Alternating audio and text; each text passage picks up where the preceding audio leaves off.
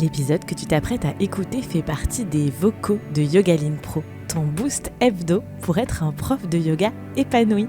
Si ce partage te plaît, tu pourras rejoindre les vocaux de Yogaline Pro. Je t'explique comment en fin d'épisode. Bonne écoute!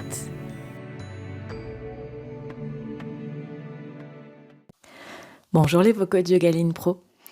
Aujourd'hui, j'aimerais vous parler d'une erreur que je vois très classiquement chez les profs de yoga et qui, à mon avis, vraiment nuit à l'enseignement du yoga et nuit beaucoup plus globalement au métier de prof de yoga et à l'image qu'on a des profs de yoga. Donc peut-être que ce vocal vous fera réfléchir si jamais vous aussi vous avez cette habitude et peut-être que ça vous invitera à la changer. Alors cette réflexion est partie de commentaires que j'ai reçus sur Instagram. Donc pour vous poser un petit peu le contexte, j'ai fait un réel sur Instagram en disant... L'idée, c'était, j'ai mis 2 élèves qui montaient les mains au ciel et une montait les mains par l'avant, une montait les bras en croix. Et ma question, c'était qui a mal à l'épaule d'après vous ? Donc, avec 2 mouvements différents, qui a mal à l'épaule ? Et donc, dans la légende, j'expliquais que parce que une des élèves montait les mains par l'avant, ça voulait dire qu'elle avait mal à l'épaule et que c'était une façon, quand on a des douleurs aux épaules, de monter les mains par l'avant plutôt que par les côtés, de ne pas avoir de douleurs aux épaules, notamment quand il y a des tendinites. Donc, la pédagogie derrière ce réel était là. Et j'ai reçu plusieurs commentaires, donc c'est un réel qui a vraiment bien marché, il a fait plus de 200 000 vues, et j'ai reçu beaucoup de commentaires de profs de yoga qui disaient que c'était tel élève qui avait mal à l'épaule, et même des élèves qui ont dit, des profs qui ont dit cette élève elle a mal à l'épaule et puis elle a une capsulite due à ceci ou due à cela. Donc, ces profs de yoga ont posé un diagnostic sur un mouvement filmé en vidéo. Et alors là, moi, vraiment, ça me fait dresser les cheveux sur la tête. Parce que la première chose qu'on peut voir, c'est que déjà, ces personnes, donc il y en a eu plusieurs, ces personnes qui ont posé ce type de commentaires, déjà, elles n'ont pas lu la légende du réel. Donc, elles n'ont pas du tout cherché à comprendre quel était mon message derrière cette vidéo, puisque le message n'était pas du tout de savoir quelle personne avait quoi à quelle épaule, et c'était plutôt de comprendre quoi faire quand on avait une douleur à l'épaule dans ce mouvement. Donc déjà, les personnes n'ont pas du tout cherché à comprendre ce qu'il y avait derrière cette vidéo et elles ont encore moins lu la légende. Bon, ce qui déjà en raconte pas mal sur notre société actuelle, on le sait, les gens ne lisent pas. Et ces gens ont préféré étaler leur science en commentaire. Alors, moi, ce qui me dramatise dans tout ça, alors bien évidemment, tous les donc il y avait en effet une des personnes qui a un réel problème à l'épaule et ça se voit parce qu'elle ne monte pas les mains de la même façon sur son épaule droite et sur son épaule gauche, donc ça c'est pas très compliqué à voir, Et par contre tous les pseudo-diagnostics qui ont été posés, bien évidemment, étaient faux. Cette personne, elle a un souci à l'épaule, enfin, c'est pas d'ailleurs vraiment à l'épaule, je sais exactement ce qu'elle a, et tous les diagnostics qui ont été posés par ces profs de yoga, bien évidemment, ce n'étaient pas les bons. Et moi, ça me fait réagir très fort, vous l'entendez dans ma voix, sur 2 aspects.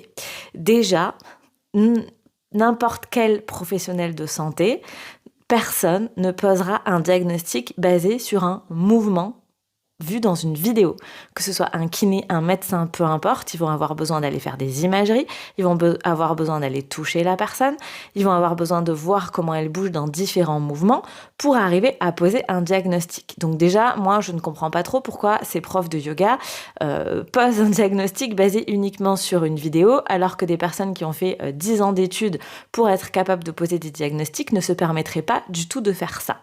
Donc, si vous êtes de cette équipe-là, je vous invite vraiment à réfléchir et avoir un petit peu d'humilité par rapport à ça, à vous dire que si les médecins vous envoient faire des imageries, même s'ils ont une idée du problème que vous avez, c'est pas pour des prunes, c'est parce que le corps humain est compliqué et on ne peut en aucun cas poser un diagnostic basé uniquement sur une vidéo ou sur un mouvement qu'a fait notre élève. Déjà.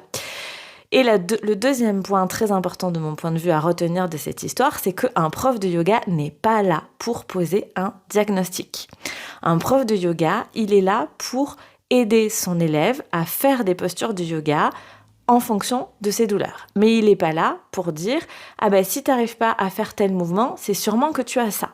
Alors je suis d'accord que certains d'entre nous, et j'en fais partie, on a cette capacité de dire « Ah bah à mon avis, t'as plutôt un problème là, t'as plutôt un problème là ». Mais en aucun cas, un prof de yoga doit partager ça avec son élève parce qu'il n'est pas formé pour ça. On peut avoir une intuition, on peut avoir une bonne connaissance du corps de notre élève, on peut avoir une bonne connaissance des mouvements et de l'anatomie et dire ah, là il y a peut-être un souci à cet endroit, mais notre rôle en tant que prof de yoga, c'est déjà d'aller dire à notre élève d'aller consulter son médecin pour qu'un diagnostic soit posé par un professionnel.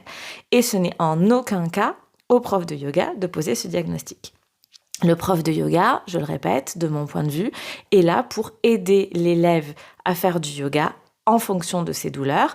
Et en effet, si le médecin dit qu'il y a une tendinite à l'épaule, mais qu'on peut faire du yoga dans les limites de la douleur, eh bien, c'est là que le prof de yoga intervient en disant où est la limite de la douleur, dans quelle posture tu as des douleurs et comment on peut éviter ces douleurs. Mais ce n'est en aucun cas au prof de yoga de poser le rôle du prof de yoga de poser un diagnostic. Et pourquoi ça m'énerve ? Vous l'entendez à ma voix. Ça m'énerve parce que pour moi, c'est vraiment dénigrer, dénigrer cette profession du prof de yoga. C'est-à-dire que si des profs de yoga s'amusent à poser des diagnostics comme ça, que ce soit dans leur salle de yoga, que ce soit sur les réseaux sociaux, qui en plus sont faux dans ce cas-là, eh bien, si l'élève va voir son médecin en disant « Ah, mon prof de yoga m'a dit que j'ai ça », eh bien, le médecin ou le professionnel de santé va se dire non, mais comment ça se fait que le prof de yoga se permet de poser un diagnostic alors qu'il n'a aucun moyen de faire un diagnostic, aucun moyen d'imagerie et qu'en plus il n'est pas du tout formé pour ça. En gros, pour qui se prend le prof de yoga ?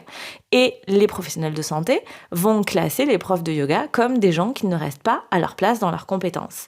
Et donc c'est pour ça que je pense que c'est un message hyper important à faire passer ici. Parce que si on veut que le yoga se démocratise, si on est conscient que le yoga peut aider les élèves à aller mieux dans leur vie, que ce soit physiquement ou émotionnellement, il faut absolument que les profs de yoga restent à leur place de profs de yoga.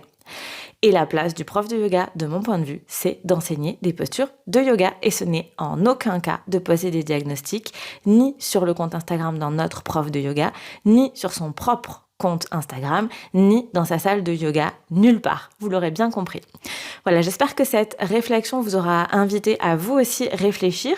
Peut-être que vous vous serez rendu compte que parfois ça vous arrive de poser un diagnostic sans forcément le faire vraiment exprès. C'est pas grave. Maintenant, j'espère que cette réflexion vous reviendra en tête et que vous arriverez à orienter d'abord vos élèves vers un médecin parce que c'est vrai que très souvent, l'élève va commencer à parler de ses douleurs au prof de yoga parce que il nous voit toutes les semaines, contrairement à leur médecin.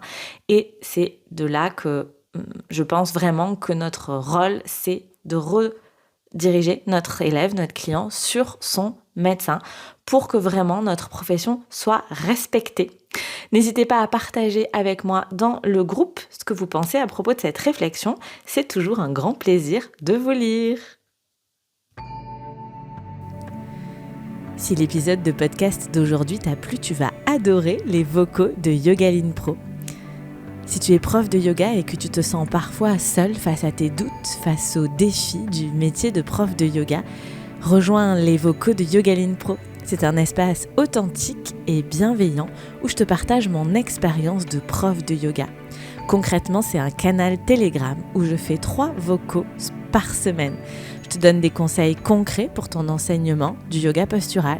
Je te partage des réflexions et je t'invite à réfléchir sur le métier de prof de yoga, le business et parfois on parle même de compta. Et je réponds aux questions que tu te poses avec des pistes concrètes et adaptées à la réalité de notre métier. Il y a aussi un canal pour échanger entre profs de yoga, pour partager tes joies, tes doutes, tes réflexions avec des profs qui ont les mêmes valeurs que toi. Les vocaux de Yogaline Pro, pourquoi ça marche ? Parce que ça parle vrai. L'authenticité, c'est vraiment ma signature. Si tu écoutes cet épisode au moment de la sortie des vocaux de Yogaline Pro, il y a un tarif de lancement jusqu'au 31 décembre. Je te laisse donc suivre le lien dans les notes de l'épisode ou sous la vidéo pour voir ce tarif de lancement. Les vocaux de Yoga Aline Pro, c'est sans engagement. C'est 3 vocaux par semaine, un groupe d'échange, sans engagement. Tu peux rentrer, sortir quand tu veux. Mais ce qui est sûr, c'est que comme les profs qui participent déjà, tu auras envie d'y rester parce que ça te permettra de briser la solitude du métier de prof de yoga, d'avoir des conseils concrets, de l'inspiration et des vrais coups de boost réguliers pour avancer sereinement dans ta pratique et ton enseignement du yoga. Je te retrouve tout de suite de l'autre côté. Le lien est dans les notes de l'épisode ou sous la vidéo.